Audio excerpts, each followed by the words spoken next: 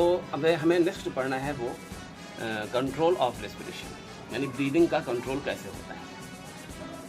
तो ब्रीदिंग का जो कंट्रोल है वो एक तो न्यूरल होता है, दूसरा केमिकल होता है। न्यूरल कंट्रोल के लिए हमारा जो ब्रेन स्टेम होता है, ब्रेन स्टेम में एक पार्ट होता है पॉन्स। ये पॉन्स है, ये हमारा सेरेब्रम है, ये पॉन्स है और ये मेडुला है, पीछे सेरिबेलम है। तो पॉन्स में दो सेंटर होते हैं, एक एब्नोस्टिक सेंटर और दूसरा न्यूमोटैक्सिक सेंटर। एब्नोस्टिक सेंटर से पॉन्स में जो प्रेजेंट होता है इसका कनेक्शन होता है मेडुला में जो present dorsal respiratory group of neurons है, और एक वेंट्रल ग्रुप ऑफ न्यूरॉन होता है, वो भी मेडुला में होता है। तो डॉर्सल और वेंट्रल दो ग्रुप ऑफ न्यूरॉन होते हैं। डॉर्सल ग्रुप ऑफ न्यूरॉन से जो नर्व्स सप्लाई होती हैं वो डायफ्राम और एक्सटर्नल इंटरकॉस्टल मसल, और वेंट्रल जो रेस्पिरेटरी ग्रुप होता है इसकी जो इनर्वेशन होता है वो एब्डोमिनल वॉल की मसल्स और इंटरनल इंटरकॉस्टल मसल्स होता है।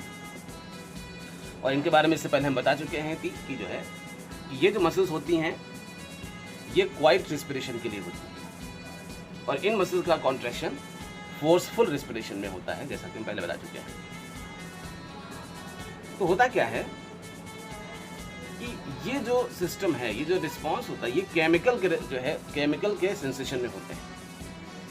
यानी कि यहाँ से पॉजिटिव रिस्पिरेशन, पॉजिटिव कंट्रोल होता है, यानी कि यहाँ से जहाँ जब ये जो सेंटर होते हैं ये कार्बन डाइऑक्साइड के कंसंट्रेशन पे ये सेंस होते हैं। यहाँ पर केमिकल रिसेप्टर प्रेजेंट होते हैं सेंटर में, जो केमिकली जो है सेंसिटाइज होते हैं कार्बन डाइऑक्साइड कंसंट्रेशन से, और यहाँ इस सेंसेशन से यहाँ पर जो है वो पॉजिटिव रिस्पांस जो आता है डायफ्राम एक्सटर्नल इंटरकॉस्टल मसल में, जिससे है रेस्पिरेशन होता रहता है लगातार।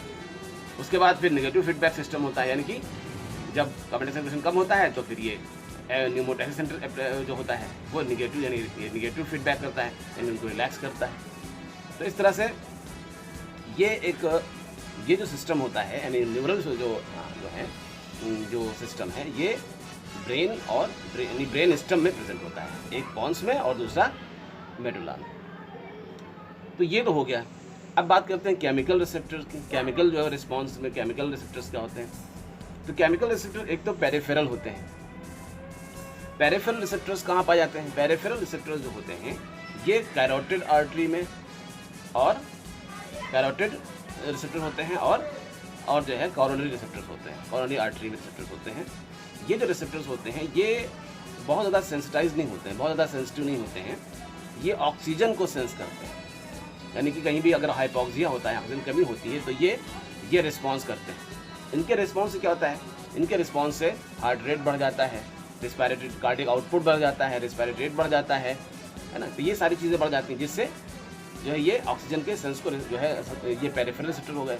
दूसरा तो हमारा न्यूरल सिस्टम तब वर्क करता है, और फिर जो है वो हमारा जो है वो तब रिस्पिरेशन यानी कि हमारे यानी कि वेंटिलेशन शुरू होता है, वेंटिलेशन होता है।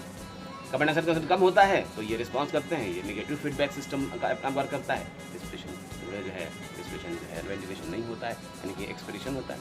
तो ये इस तरह से केमिकल कंट्रोल होता है। अब ये बात आती है कि सेंट्रल जो है, ये जो सेंट्रल जो रिसेप्टर्स हैं ये कैसे रिसीव करते हैं, क्या चीज़ इनके अंदर? तो ये असल जो है पीएच ऑफ CSF को जो है वो जो है रिस्पॉन्स करते हैं। यानी कि जब कार्बन डाइऑक्साइड कंसंट्रेशन बढ़ जाता है तो CSF का जो पीएच है वो CSF यानी कि H+ आयन बढ़ते हैं, जिससे CSF का पीएच कम हो जाता है, जिससे ये रिस्पॉन्स करते हैं। यानी कि असल चीज़ जो रिस्पॉन्स करते हैं रिसेप्टर वो CSF का पीएच है। इनकी कार्बन डाइऑक्साइड बढ़ने से CSF का पीएच जो है, यानी कार्बन डाइऑक्साइड के चेंज होने से CSF का पीएच चेंज होता है, और CSF के पीएच चेंज होने से जो है ये केमिकल रिसेप्टर जो है वो रिस्पॉन्ड करते हैं, और जिससे जो है ये न्यूरल सिस्टम वर्क करता है, और हमारा वेंटिलेशन जो है इससे कंट्रोल होता है। तो ये है कंट्रोल ऑफ रिस्पिरेशन, जो हमें इस रेस्पिरेटरी सिस्टम में पढ़ना था। तो इस तरह से हमने रेस्पिरेटरी सिस्टम में बहुत सारा पार्ट